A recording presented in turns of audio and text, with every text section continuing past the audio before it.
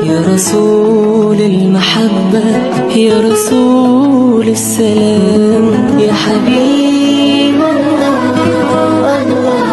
Assalamualaikum warahmatullahi wabarakatuh. Alhamdulillahi rabbil alamin. Wassalatu wassalamu ala asrafil anbiya'i wal mursalin Sayyidina wa maulana Muhammadin wa ala alihi wa ashabihi ajma'in. Rabbi syrah li sadri wa yassir li amri wahlul uqdatam min lisani yafqahu qawli, amma ba'du.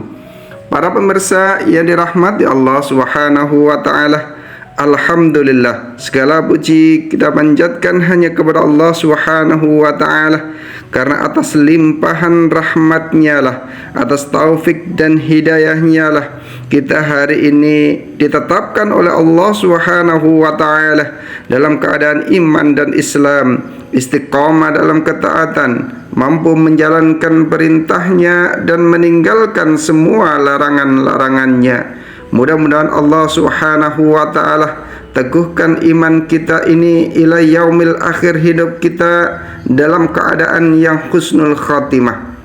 Salawat dan salam tetap terlimpahkan kepada junjungan kita Rasulullah sallallahu alaihi wasallam, kepada keluarganya, para sahabatnya, para tabi'in, tabi'in, para ulama dan seluruh kaum muslimin yang senantiasa berada di jalan Allah dan Rasulnya. Para pemirsa yang dirahmati Allah Subhanahu wa ta'ala, alhamdulillah kita dipertemukan kembali dalam agenda Ngabalis, ngaji bareng Al-Kais. Pagi hari ini kita akan membahas satu hadis tentang keutamaan orang-orang yang belajar Al-Quran. Dari Utsman bin Affan radhiyallahu an, beliau berkata bahwa baginda Nabi Muhammad sallallahu alaihi wasallam bersabda, khairukum man ta'allamal Qur'an wa 'allamahu. Rasulullah sampaikan, sebaik-baik kamu adalah orang-orang yang belajar Al-Qur'an dan mengajarkannya. Dalam hadis ini Rasulullah sallallahu alaihi wasallam sampaikan bahwa orang-orang yang terbaik di antara kita, orang-orang yang terbaik di antara kaum muslimin adalah orang-orang yang mau belajar Al-Quran dan mau mengajarkannya. Ada beberapa perbedaan riwayat. Ada yang menggunakan kata wa yang berarti dan ada pula yang menggunakan kata au atau. Maka keutamaan yang diperoleh oleh orang-orang yang paling utama adalah orang yang mau belajar Al-Quran atau orang-orang yang mau mengajarkannya. Kedua-duanya akan mendapat derajat yang paling utama di sisi Allah Subhanahu wa ta'ala. Al-Quran adalah dasar dari agama. Menjaga dan menyebarkannya adalah menentukan tegaknya agama ini, menentukan keberadaannya ad-dinul Islam. Dengan demikian, keutamaan mempelajari Al-Quran, keutamaan mengajarkan Al-Quran, keutamaan untuk mendakwahkan sudah sangat jelas, sehingga tidak perlu dijelaskan lagi. Meskipun demikian, terdapat derajat yang berlainan dalam mempelajari Al-Quran. Lebih sempurna lagi kalau kita mempelajari Al-Quran dengan memahami artinya, mengerti maknanya, dan faham akan perintah dan larangan-larangan yang ada di dalamnya.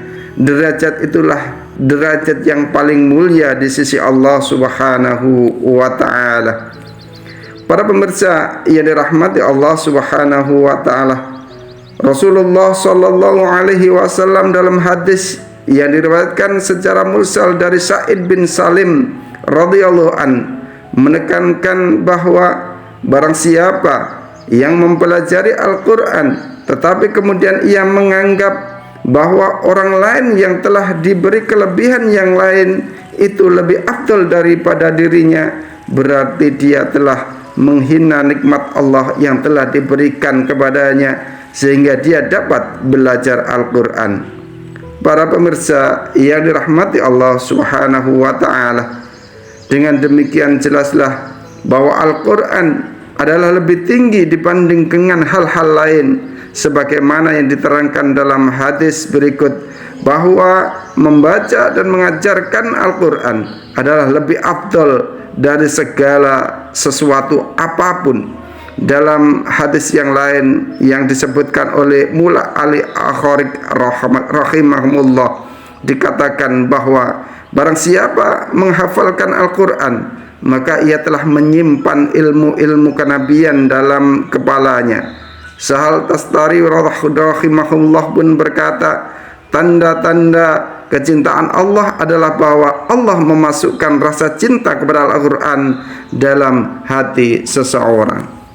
Pemirsa yang dirahmati Allah Subhanahu wa ta'ala, dari Abi Sa'id radhiyallahu an, dia berkata, bersabda Rasulullah sallallahu alaihi wasallam, kemudian Rasulullah sampaikan, Tuhan berfirman, barang siapa yang disibukkan oleh Al-Quran dari berzikir kepadaku, kata Allah, dan meminta kepadaku, maka aku memberikan kepadanya sesuatu yang lebih baik dari yang aku berikan kepada yang meminta kepadaku. Dan keutamaan perkataan Allah di atas perkataan lainnya seperti keutamaan Allah di atas makhluk-makhluknya. Para pemirsa yang dirahmati Allah Subhanahu wa ta'ala, maksudnya yakni jika seseorang benar-benar sibuk untuk belajar Al-Quran, sibuk untuk menghafalkan Al-Quran, sibuk untuk mempelajari Al-Quran, sibuk untuk memahami Al-Quran, sehingga dia tidak mempunyai waktu untuk berdoa, maka Allah Subhanahu wa ta'ala akan memberikan kepadanya sesuatu yang lebih utama daripada yang diberikan kepada orang-orang yang berdoa kepadanya. Dalam masalah keduniaan pun hal tersebut juga berlaku. Jika ada seorang yang akan membagi-bagikan makanan, akan membagi-bagikan atau benda lainnya kepada orang-orang, dan ada seorang yang ditunjuk untuk membagi-bagikan makanan tersebut, maka bagian untuk orang yang mendapatkan tugas membagi-bagikan tersebut akan disisihkan terlebih dahulu. Dalam hadis lain mengenai masalah yang sama disebutkan bahwa Allah akan memberikan kepada orang-orang tersebut pahala yang selalu bersyukur kepadanya. Para pemirsa yang dirahmati Allah Subhanahu wa ta'ala, dari tema kita pada pagi hari ini, kita hendaknya menjadi orang-orang yang dikabarkan oleh baginda Rasulullah sebagai sebaik-baik manusia, sebaik-baik di antara manusia, yaitu orang yang mau belajar Al-Quran dan mau mengajarkan Al-Quran. Karena orang inilah yang dipandang oleh Allah Subhanahu wa ta'ala, orang yang mampu memberikan, orang yang mampu melestarikan, orang yang mengawal untuk tegaknya ad-dinul Islam, orang yang mengawal untuk lestarinya dan keberkahannya di dalam dunia dengan mengamalkan Al-Quran, mempelajari dan mengajarkannya. Mudah-mudahan Allah Subhanahu wa ta'ala senantiasa teguhkan hati kita untuk menjadi orang-orang yang mau belajar Al-Quran, ataupun kita menjadi orang-orang yang ikhlas untuk mengajarkan Al-Quran. Subhanakallahumma wa bihamdika asyhadu an la ilaha illa anta astaghfiruka wa atubu ilaik. Assalamualaikum warahmatullahi wabarakatuh.